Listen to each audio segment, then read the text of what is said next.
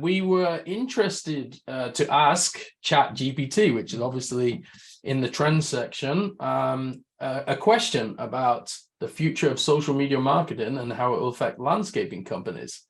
So, Callie, what was the answer? Do you want to read this out for us? Sure. The future of social media marketing is likely to continue its growth as more and more people use social media platforms to connect, share content, and make purchase decisions. Social media marketing is already a critical aspect of many companies' digital marketing strategies, and this trend is expected to continue in the coming years. As far as how it will affect landscaping companies, social media marketing can be an effective tool for promoting their services, building brand awareness, and engaging with potential customers. Platforms such as Facebook, Instagram, and Twitter allow businesses to showcase their work, highlight customer reviews, and interact with their audience in real time. By leveraging the power of social media, landscaping companies can reach a wider audience, increase their online visibility, and ultimately drive more leads and sales. In addition, the use of social media influencers to promote products and services is expected to grow in popularity. This means that landscaping companies can partner with social media influencers to reach new audiences and generate new leads.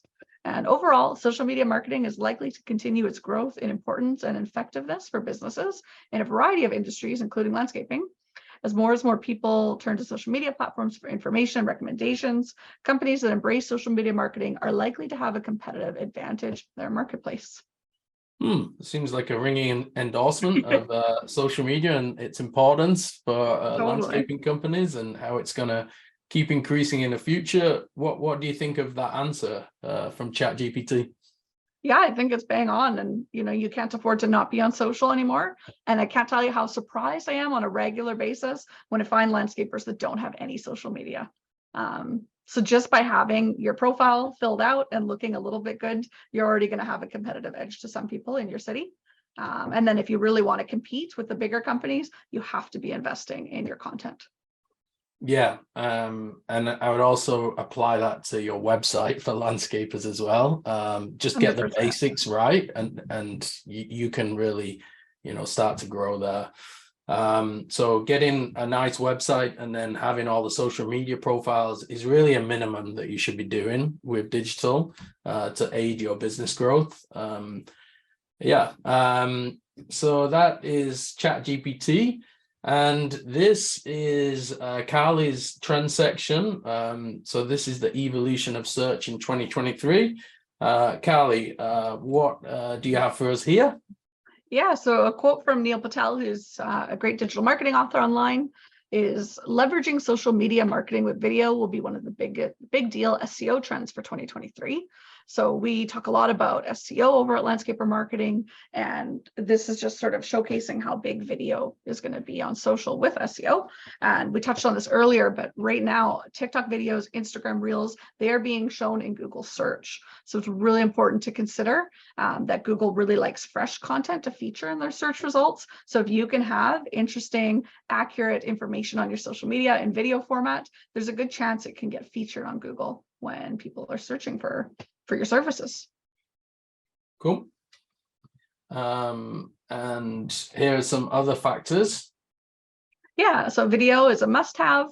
Leveraging social media marketing with video, it's going to be one of the big SEO trends. So if you want to stay competitive, maybe you already have good SEO, make sure that you've got video content that's searchable. So not just a video, but that you've got a good caption with your keywords in your caption. So perhaps you've already done some keyword research for your website or for your blogs. You can utilize those same keywords when you're thinking about the social media content you create. You can also put keywords in the alt tags of your images on Instagram and LinkedIn right now, even Facebook. I think you can do it too. So really just take the time to poke around at all the different fields you can use, because those fields are going to feed information directly into all these different algorithms. Really important thing to note with video marketing, you only have a few seconds to impress a viewer. So you do have to think out what you're trying to say and kind of storyboard a concept a bit before you start filming. And yeah, we touched on that, but search engines prefer new content. So you just got to keep working on it. Awesome. Okay, well, I think that brings us to the end of our section on trends. And so now, in terms of questions, your last chance to throw in any questions you have. We do have something here from Sam. And he's saying, great presentation, very insightful, Carly. Speaking from experience as a former landscaping company owner, I cannot express the importance of tagging your providers in your posts on projects on how it can really drive your engagements. So this obviously means architects, contractors, interior designers, anyone that you're working with. It could be a pool company, it could be providers of different materials. Anyone who's been involved in the project, you can basically promote them whilst promoting yourself. It will enable you to get more reach. So they might share it on their social media. And also, it generates that appreciation from your partners. And often they want to reciprocate. So they'll start promoting you, you're promoting them. And I think that's, a really important way to use social media. It's that kind of social equity and really promoting other good guys and girls that you're working with. I think that's super important. Absolutely. We see those posts do so well when you tag all your different vendors. You just can get in front of a whole new audience instantly that way. So really try to find opportunities to showcase those whenever possible. Awesome. And a final question here is about measurement. So analytics. I know that a lot of the social media platforms like Facebook, they've kind of removed a lot of the analytics that you used to have at your disposal. We have our own pages and our own connections to these platforms so that we can put that into our monthly reports for our clients. But what are some important KPIs to measure for social media, do you think? What is it that you should be looking out for when you have any kind of analytics to measure success? Yeah, the main things you want to keep an eye on are your engagement rate. So it really doesn't matter if you don't have a huge following, because if you do have a huge following and they're not very engaged, you're not getting much out of that. So it's a bit of a balance. So while you do want to check on your follower growth, and ideally every month you're getting another 10, 20, 30, 40, 50 followers, depending how much you're putting into your social media efforts. You want to make sure that people are engaging with your content, people are looking at your profile. So on the back end of Instagram, it'll tell you for each post how many people went and looked at your profile, which is a really good indication that they were quite interested, and as well as how many people are clicking on the links in your social media posts. That'll give you a really good metric for how many people are actually going and doing the call to action that you asked them to, which is usually go read the blog on the website or go fill out a request for proposal online.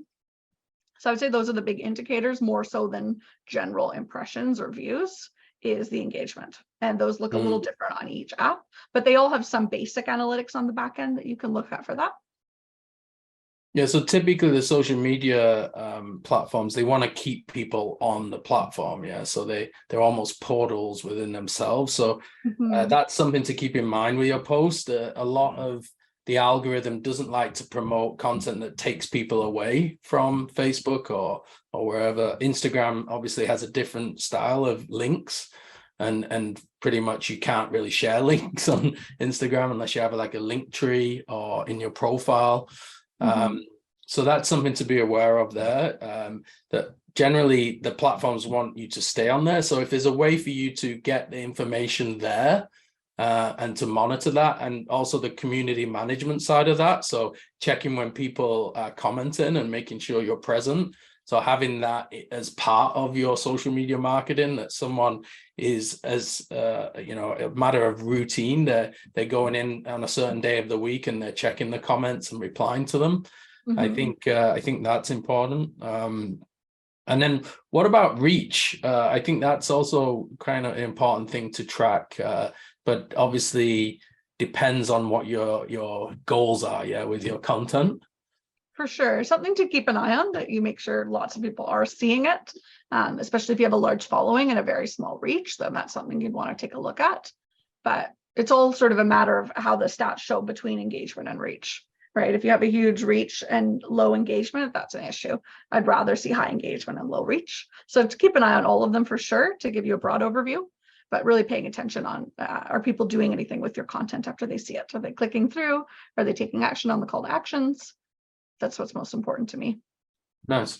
And then you can also layer other things on top of these metrics, like the locations and the demographics.